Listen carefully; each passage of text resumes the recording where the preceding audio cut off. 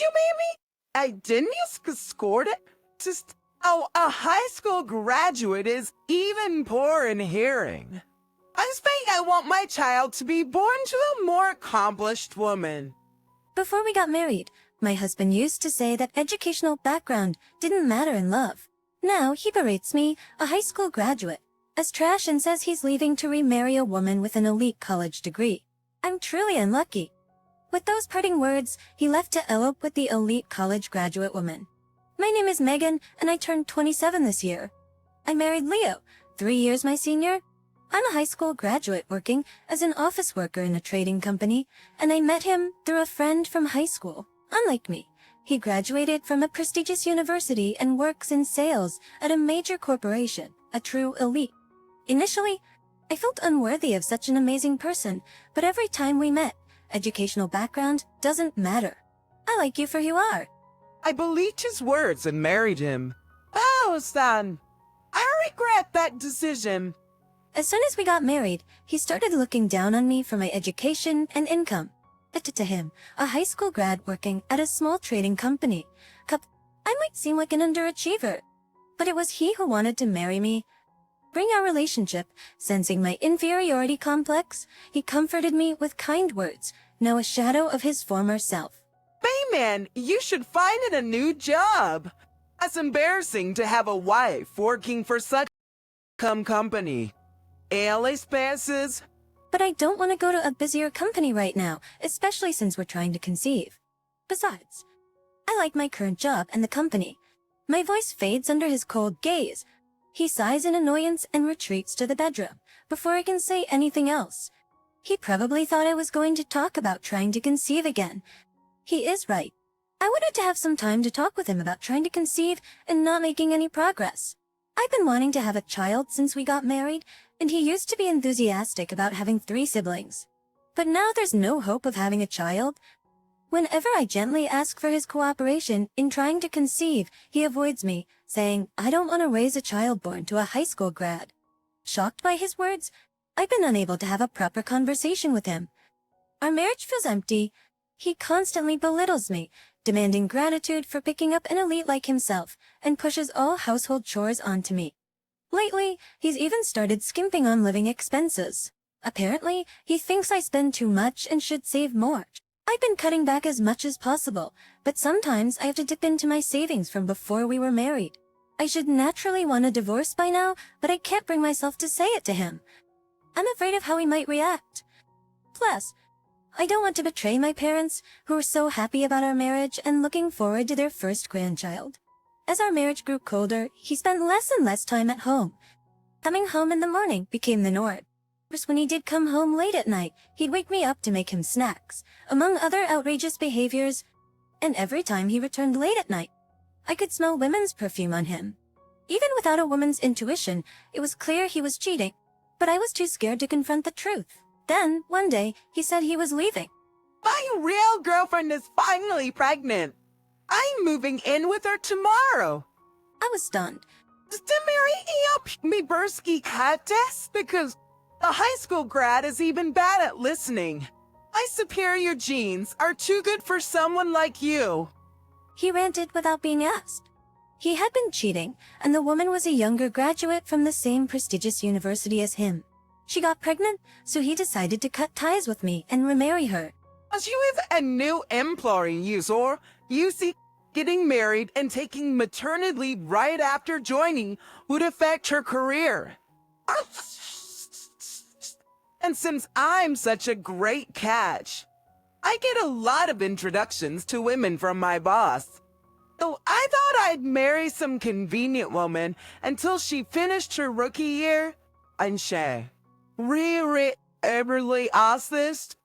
That convenient woman turned out to be me. Just with no need to hide anything anymore, his face was more hideous than I'd ever seen. You work for a trading company, right? To be admits in its honors. Smite, I thought you might have some useful connections or manufacturers. My mistake. I'm dying. An utter mistake. You have no decent contacts, and all you do is nag about kids. Being just a high school grad. He said that, looking at me, As I stood there speechless, he laughed mockingly and stood up from the sofa. Oh man, there's a little bit about that. To be married to such a low-educated woman. I ain't surely unfortunate. A worthless woman like you steal my precious time. I sure caused time. Without even a glance at me, he walked out the front door. I listened to the sound of the door locking and took deep breaths.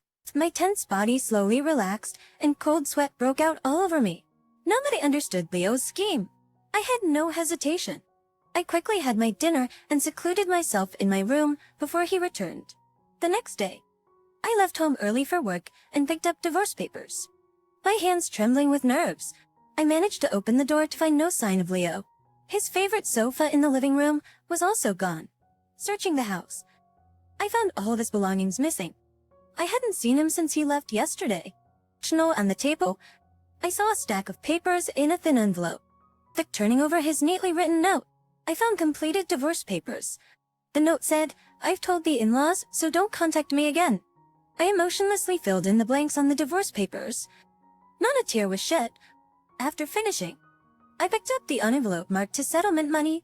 Inside, there were only $2,000. Perhaps he intended it as compensation for the divorce. Though far too little, I could use it to hire a lawyer for a proper settlement claim. I was planning to visit a law firm on the weekend when I received a call. It was from the house management company, saying the rent for the last and current month was overdue.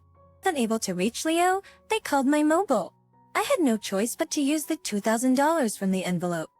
At the law firm, they told me it would be difficult to claim more. Most of the money left by him had already been spent on rent. It seemed that by using the rent money, I'd accepted the settlement from Leo. Since we lived together, I had an obligation to pay rent.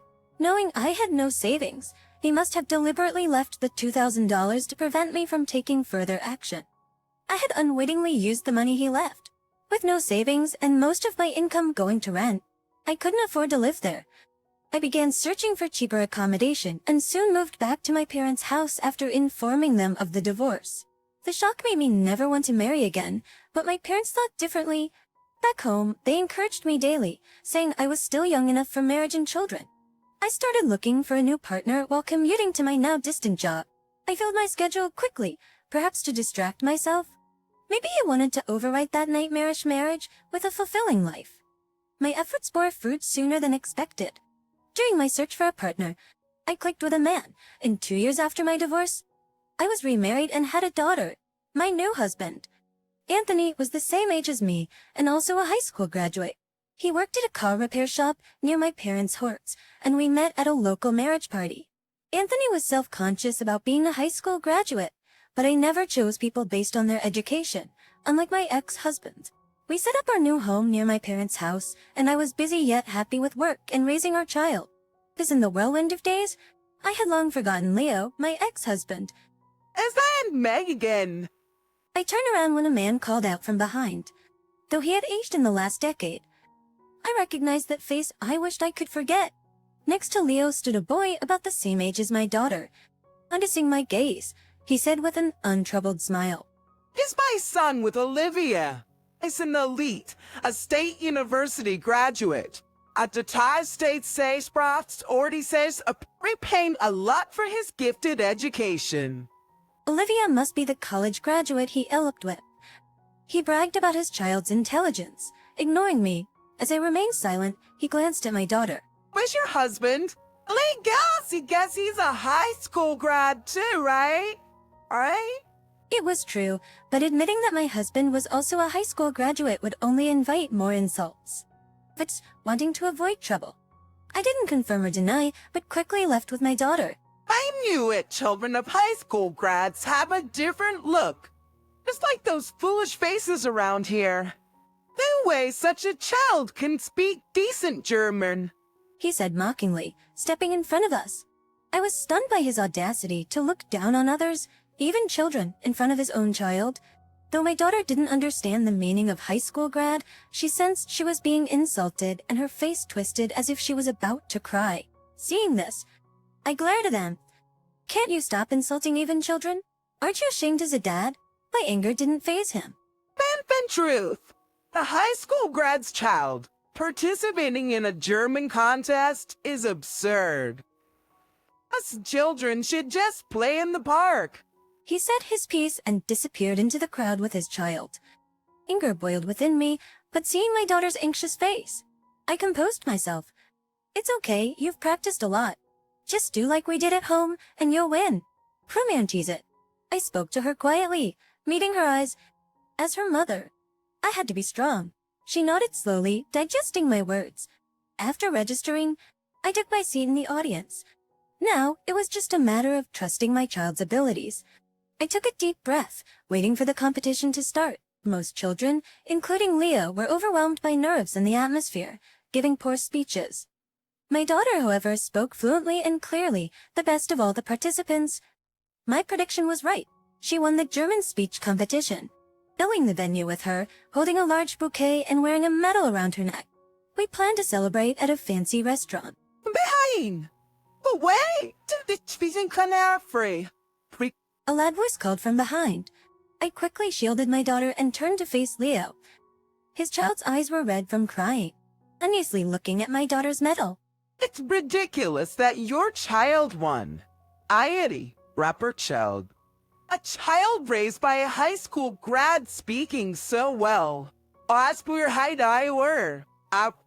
he was upset that his child hadn't won.